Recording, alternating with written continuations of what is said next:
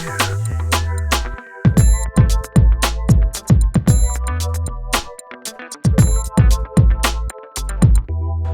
hardly prepared for this today.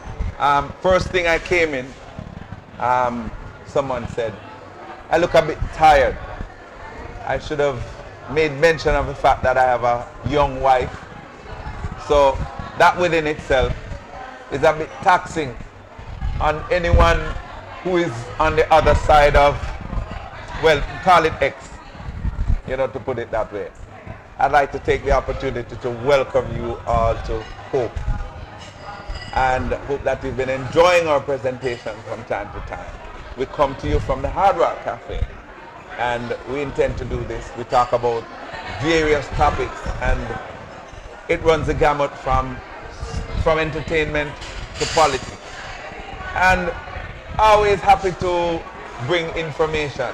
I remember when we first started these programs, we used to do things like the Legal U, where we discuss issues as it pertains to the law, so people would have a better understanding. We do politics so that, not just the harsh and the seedy side of politics, but politics so that people get an understanding of what politics is all about and what are the responsibilities of our politicians, who sometimes behave most irresponsibly in carrying out their duties, to say the least.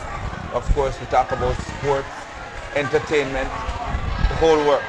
And there are a number of people that we seek to invite to COPE. And COPE stands for Communities, Personal, Own and Personal Elevation.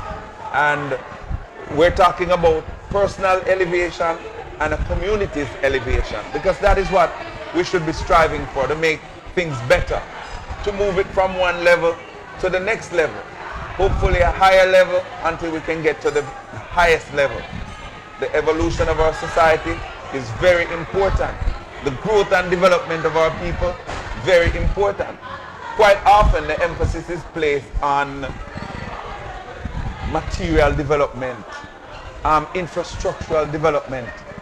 And I hasten to say that not one iota of it will make any sense until there is that kind of investment in people. You develop the people, and there's nothing that the people can't do. You underdevelop the people and you develop the finest infrastructure in the world, these people will tear it down. And many will join forces with them, because what? It's a backward, retrograde step to believe that a country can grow, progress, and prosper while the people are left behind, especially the majority people in the midst of a country where the majority people are black. You cannot heap so much suffering on people. There's bound to be an implosion.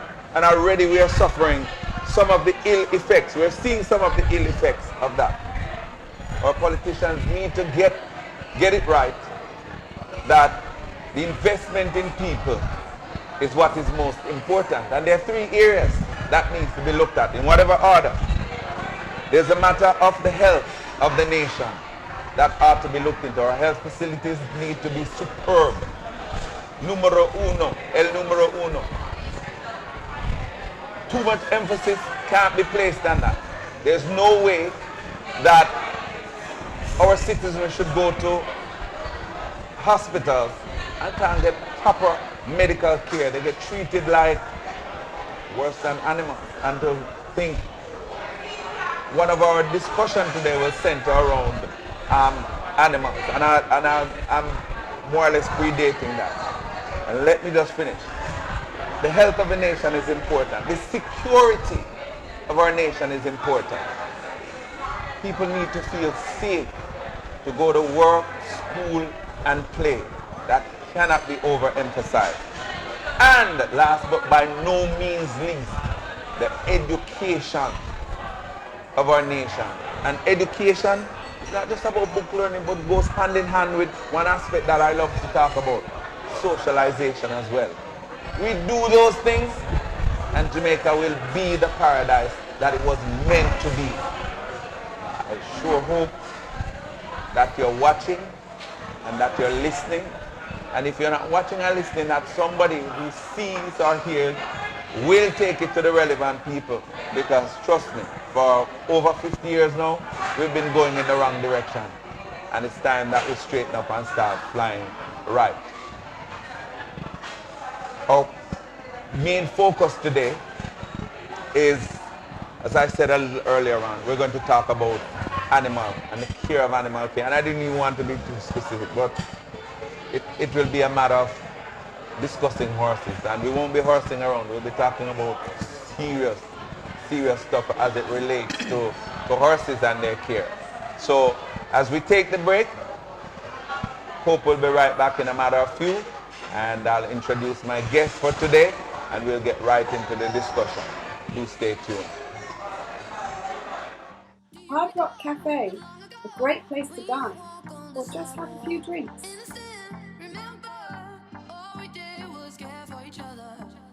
Come and have fun by the pool, or even relax on the beach. Now at Freeport Montego Bay. Hard Rock Cafe, it's the place to be. Welcome back to Cope. My name is Warren Johnson. I'm your host for today. And as I mentioned earlier, COPE stands for Community's Own and Personal Elevation. We come to you from the Hard Rock Cafe. Today my guest is Sandra Murphy, and there's so much to say. She's a equine nutritional hydrotherapist. You notice that long title. Very relevant indeed to what it is that we're going to be discussing. And we'll be talking quite a bit about horses, and especially the care of horses. And things as horses are very special, and have always been. As a matter of fact, they're human beings who more or less envy the care that horses get around the world. Trust me, and that shouldn't be. But that's a subject for another day, another matter. Please help me welcome to Jamaica, to the set of Cope, to the Hard Rock Cafe, the lovely Sandra Murphy. Hi, pleased welcome, to meet you. welcome to Hi. Cope. Yes, Thank yes, you. indeed. Thank you. I want to trouble you a little bit. You're right here in Jamaica, connected, but at the same time, not quite as connected. What brought you to Jamaica? I come to Jamaica to visit a friend of mine who lives in Jamaica, and she wanted me to come to this beautiful island to celebrate her birthday. Yeah. And I couldn't wait to get here because I was so excited to come out to see her, and also to do a little bit of work while I'm here, because I couldn't come to a Caribbean island like Jamaica and not bring what I've got to the people here. Definitely. Your background is St. Lucian. Your parents are St. Lucian. And my mother's St. Lucian, my father is Bajan. Bajan. Yeah. Okay, so you're connected to both Absolutely. Caribbean nations, and you have developed a connection to Jamaica by extension of friendship. And so forth. Yes. And that's how it should be. We're a CARICOM nation, Uh-huh. and we all should be in that kind of a friendly embrace. Yes. What are your experiences like, before I get into some other thing with St. Lucia? You spent some time there? Absolutely, yeah. Obviously, my mum's from St. Lucia, and my family are there. Yeah. And we spend a lot of time there with my children. Yeah. And we come across, and we've got lots of friends there. Yeah. And I know a lot of the horse people in St. Lucia. Okay. A lot of the stables, a lot of the guys that are looking at doing the race course. Yeah. That's going to be. They're looking at doing over there. So I've got a bit of a connection there, Okay. Especially with family. And Barbados as well? And Barbados, not so much, too much of a connection, because Yeah. I'm more on my mum's side than my father's Okay. side. So, Okay. But yeah, we have a connection to Barbados. We've got lots of family there. You're there. Okay. No, you were born in England. I was. What was life like there? You went to school. What was that experience like? Well, being black, Yeah. I'm not going to say this, but I'm not young. Yeah. So when I grew up at school, I was the only black child apart from my brothers in school, and it was tough. Yeah. It was a tough time, and I lived in a predominantly White neighborhood, Mm-hmm. and so I grew up very much, without the roots and the culture that came along with being black. Your parents were more or less middle class. then, because most people then would live in other neighborhoods where you would have that more connection with black population. We Yes. moved out into the suburbs. Yes. Yeah, from when my parents came over in the 60s. Yes. We then moved out into the suburbs in the 70s. Yes. And then we sort of went more rural. Yes. And I ended up actually in Lincolnshire, so Wow. that's very rural. Rural, yes, indeed. But I came out of school with very few qualifications. I Yes. must say that. Yes. So my qualifications were, very, very few. So I had to build myself up. I had to build my education up. Yeah. It wasn't something that I got. In school, how did you go about doing that? Well, when I went through my life. I was a part of the military. I joined the You Royal joined Air the- Force. okay. Yeah, and I was in the Royal Air Force for 12 years, which was fantastic. I did a lot of sport and Yeah. met a lot of people, and I did a lot of equine in the forces. Yes. Did you fly? No. No. I was a vehicle controller, but Okay. I did a lot with equine while I was in the forces. So when I came out of the RAF, and I didn't have any qualifications, I didn't know really what to do. Yeah. And so I was very creative, and I've always been a very creative person.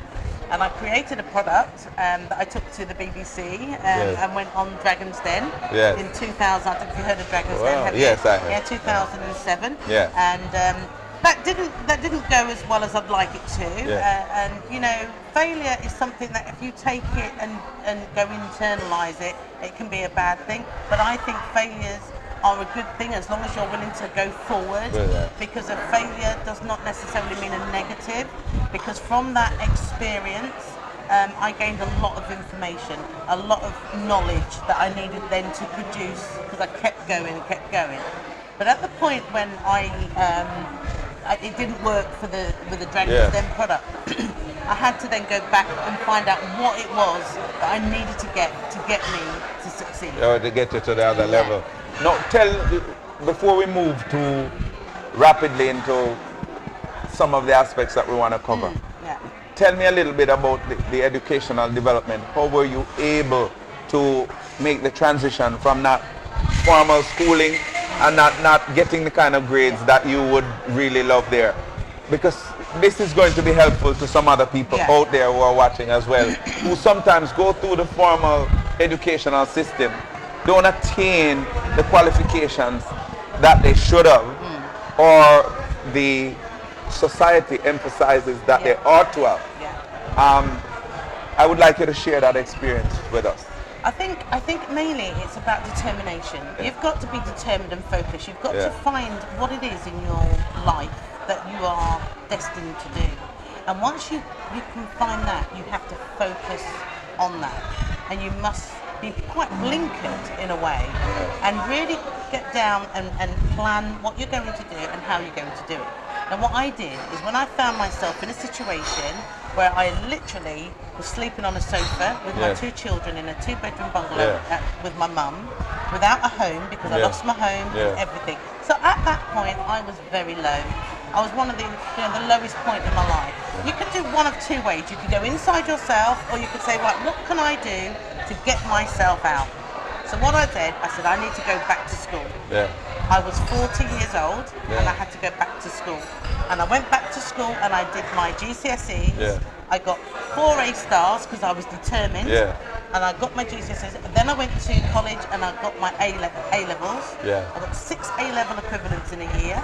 And then I went to university the following year and I did 3 years and I got my degree. Okay, what university was that? And the University of Lincoln. Yeah. In the UK. Okay. So I set myself a 5-year plan, and that 5-year plan culminated in my university degree. So don't let anybody tell you you're too old, you're too old, or your circumstances are too bad, because they're not too bad. If you want to do something, you have to set your mind to it, and you have to be focused, and you have to go and do it. All right. Having completed your degree, what did you focus on as your, your specialty? Alright, so I obviously, with horses, they're under my skin, so they've been there all my life. I've always had them, and I wanted to find something that I could do to make a difference in the world. And so I developed a product that I felt 30 years previously could have helped my horse 30 years ago. And the product was a liquid feed. So it's a liquid feed for horses that horses can drink. Now there's a big saying, it's 840 years old, you can lead a horse to water, but you can't make it drink. Yes. So that is a saying that has been in the English language for 840 years. The only way you can make a horse drink is to make its food into a drink. Because a horse will always eat before it drinks. Yeah. So that's what I did, because I nearly killed my horse when I was about 22 years old through dehydration. And there was nothing that the vets could give my horse at the time that would help him. And that played on my mind for a long, long time. And I kept thinking, what is it? What is it? What can I do? And so I developed this. And with all the skills that I'd picked up along the way. So living in a rural area, Lincolnshire. You owned a horse, and you know, pretty much it was a farming. This is a farming community. That's what it sounded like. Yes. You know, it is a horse farm. They do a lot of orchards. What kind of stuff? Well, I was very lucky to. I actually lived in London, and I had a horse in London, which is really unheard of. A black girl in London with a horse. It was very unusual, but because they were my dream, and I always wanted one. I had one when I was in London, but then we moved. So there are places to facilitate keeping horses in London. If you're focused and you want something bad enough, you will always find a way. Where there is a will, there's a way. There's a way. All the time. Okay, I'm a very my glass is half full person. Yes, that's very positive. Very positive, very, very positive. So and then we moved out to Lincolnshire, and I was very fortunate to be able to have some land. My mum bought a property with some land, and I was able to keep my own horse on my own land, which is very fortunate. I'm very grateful for that. So but it's very difficult for most black people to have that opportunity, because they don't live in the rural setting. And black people seem to want to, I mean, without stereotyping, love the urban setting more than that. When you moved to Lincolnshire, that move drew you closer into the horse situation, or was it something else out there that you were focused on? No, I think because my daughter as well, when she was growing up, she was in the pony club, and she, it was very horsey when she was growing up, and so we were very in the thick of the equine when my little girl was small, and she was competing all the way up to 17, and then she obviously was uni and all that sort of thing. So, excuse me. So she was very much into horses. So it was really great that we had the opportunity to do that. All right. What I want to ask, what specific area of study prepared you for this groundbreaking product that we're going to be talking about? That aided you in the development of this product. Basically, my love of horses was what what I wanted to do, and so I went into equine sports science. Now, equine sports science is very broad. It covers topics like physiology, anatomy, psychology, behaviour, rehabilitation. So it's very broad. It's quite a broad range. Nutrition and clinical nutrition. So I sort of specialise in the nutrition side of it, because that's what really excites me about is what you put into a horse is what you get out. And it's just like humans. What you put into humans is what you get out. So if you put bad stuff in, you get bad stuff out. So that's what really excited me about it. As you moved from one area of study to the next, I would like you to more or less just outline how you happen up on this. It's a lot of trial and error, I would suppose, in order for you to come to the final product that we're going to be talking about. Well, basically, it was science. I love science. So biology is a subject that I really enjoy, and chemistry, biochemistry, because you have to learn about biochemistry to understand how these things work. So that's where I really enjoyed that part of my studies. All right, explain to us the development of, and without giving trade secret away. We're going to be talking about the equine gel. The equigel. I like the I'm just sorry that we don't have one of the, but we have this is the labeling for it here, and I like it very, very much. I see it's also on your shirt. Tell us a little bit about this equid. It's equigel. Okay, so 30 years ago, I nearly sort of my horse nearly died through dehydration, and I wanted to find a way of encouraging a horse to drink more. Yeah. And the difficulty is you can lead the horse, but you can't make it drink. Yeah. So I developed this product that the horse will think that it's a food, but to take it in, it has to drink it. Yeah. So I will show you a little demonstration. Can I? Okay. Yes. So this is Equigel here, and it's a powder. Now what it is, so can you see that? Yes. It's a powder. Yes. So basically, it is alfalfa. This is dried alfalfa. Okay. And before it gets to this pelleted stage, it comes into a powder. And so I use the powder, okay? And so basically what you do is you actually add water to it. I hope I haven't put too much water in there now. Okay. I probably have. Well, I bet the packaging comes with directions as to how much water to use. Yeah. Okay. I really do need some more. Yeah. Can you get? Sorry, You need some more water or some more? No, some more of the powder. Just put a little bit too much water in. Okay. And then I'll show you what it actually does. So once you add it to water, you see it then becomes. Actually, no, it's fine. It's fine. It's fine. Making it, yeah. It actually becomes a gel. Now I don't know if you can see that gel, but I'm Yes, going I think I see it. I can show you a bit. it. I can show you it on this piece of paper here. Okay. That's why I've got these bits of paper here. Now, if you're drinking just water goes through into a membrane very quickly. Can you see how it goes? Yes, it through does. there? Yeah. Okay. So I'm going to tip some of that. This is high science right here. This is science. Yeah. This is science. Now, I'm going to put some of this on. On there. Wow. Now you can see how slowly that water is now going into Yes, that paper. that's right. And then a lot of the water is held here within the gel. Can you see that? Okay, yes, I can see that. So clearly. now you've got this gel that holds on to water. Water. Yeah? And Now I'm gonna it squeeze that. releases it in a timely. Slowly. So it's like a slow release. Yeah. Because water goes through to the membrane very quickly, it Yeah. goes into the body fluids and out the urine very quickly. quickly. Well, if we can hold it into fibre, because fibre holds on to water, and takes it through to the hind-gut, it actually holds on to more water. So let me show you how much water. There's a word that you continue to use, and I want to Hind-gut. Hind-gut. Because horses have a stomach, yes, a small intestine, and a Hind-gut. large intestine, which is all called hind-gut. Yeah, we have a foregut and a hindgut. Good. The stomach is the foregut and the small intestine, and the hindgut is the large intestine at the back, which encompasses the cecum.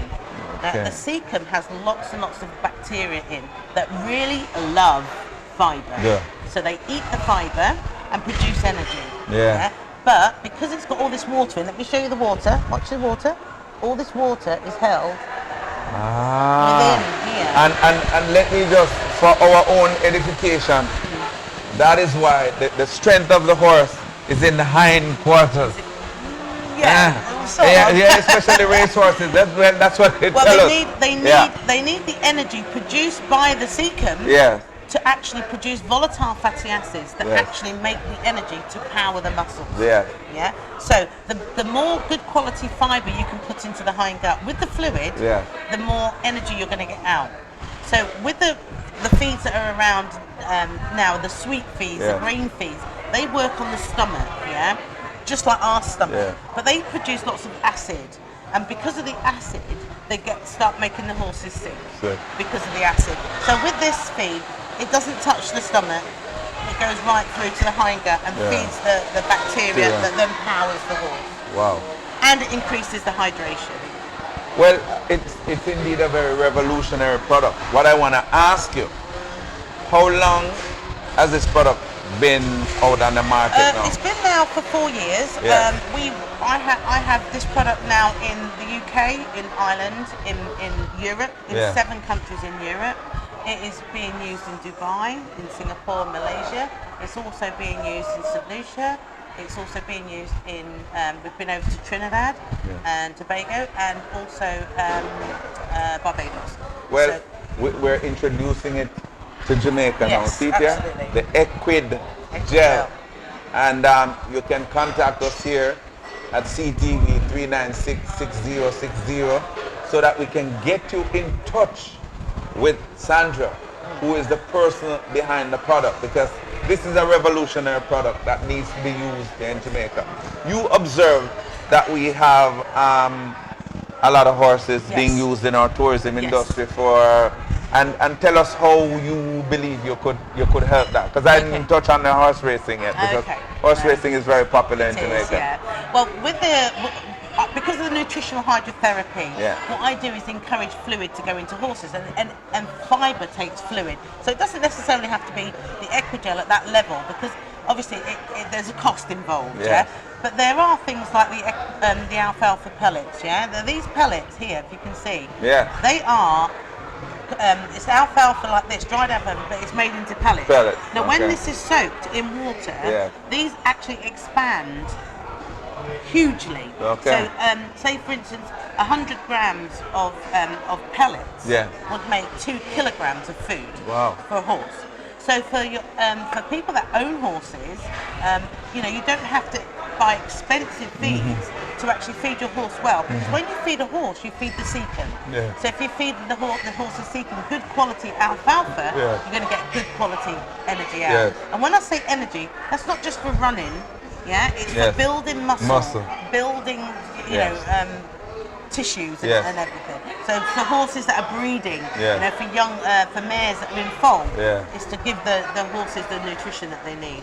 So it's increasing the amount of good protein, because the levels of the staple diet in the Caribbean of the grasses that we feed our horses is very low.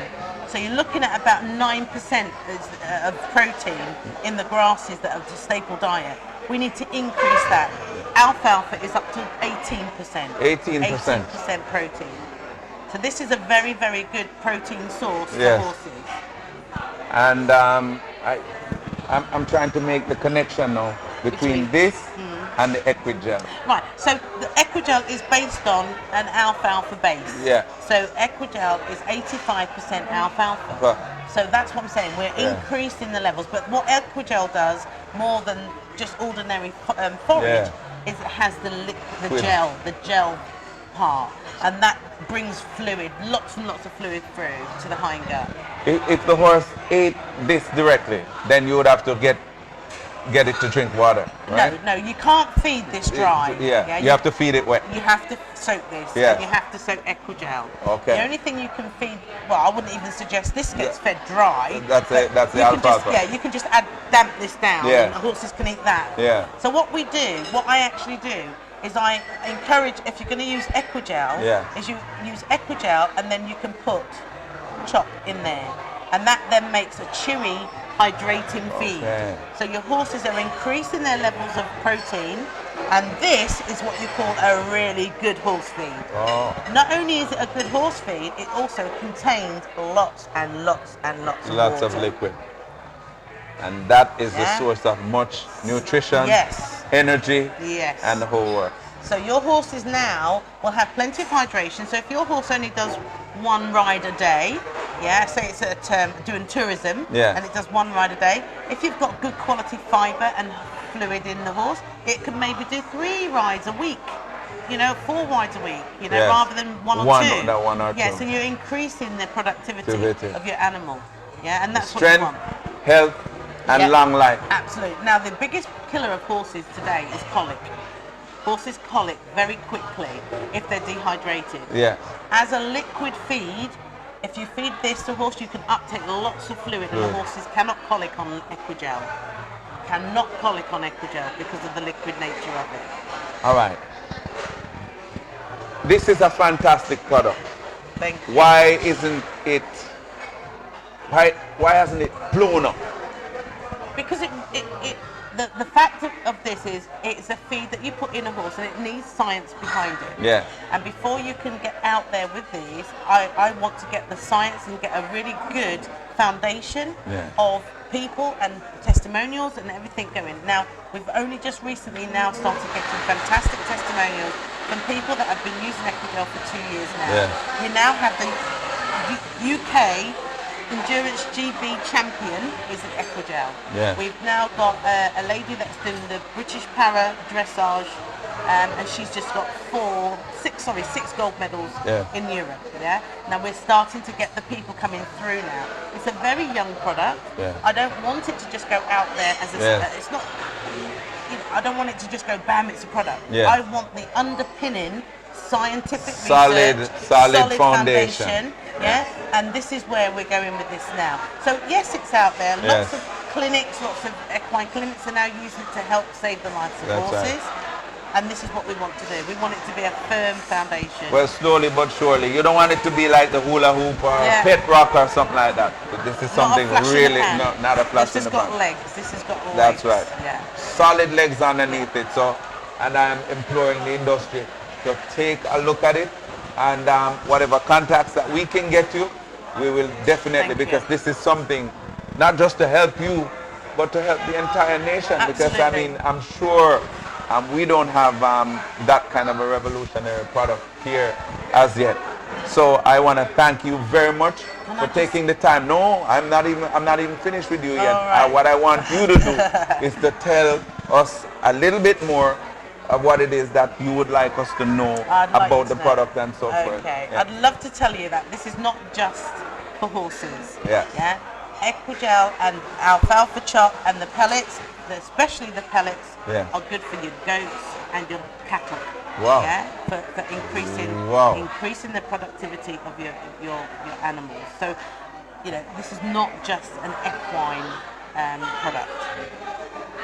That is truly amazing and revolutionary for goats and cattle. So you can feed and we have some sheep here too. And so sheep, so because they're all ruminants. A few mules.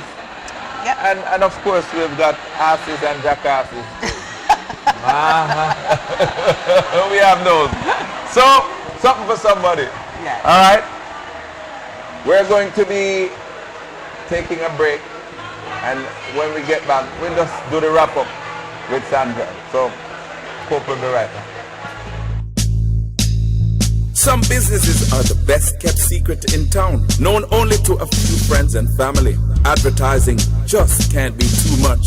Otherwise, Coca-Cola, KFC, and Burger King, all the big companies would cease to advertise. Instead, they advertise, and then advertise some more. Follow their good examples, and let CTV introduce you to affordable, effective advertising. Don't delay. Call us today at 326-8747 or 396-6060.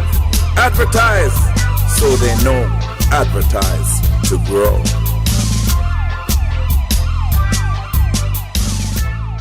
Welcome back to Cope. We're talking to Sandra Murphy, and she's an equine nutritional hydrotherapist. You see that nice long thing? And it's truly amazing and wonderful what she's doing.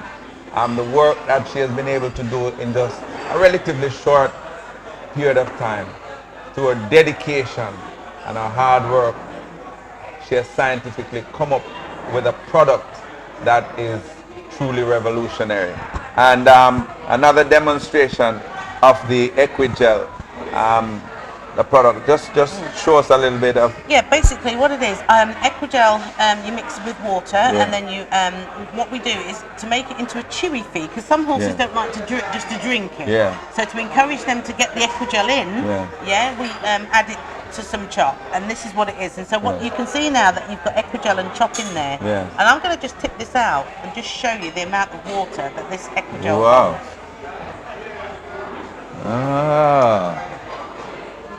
So that is quite a bit. Yes, indeed. So there's lots of water in there. Lots of water in there. And the water is nutrition. There's a lot of talk right now, even for humans, about the importance of water consumption. Yeah, absolutely. Not so much fluid, but water consumption. Very, very important.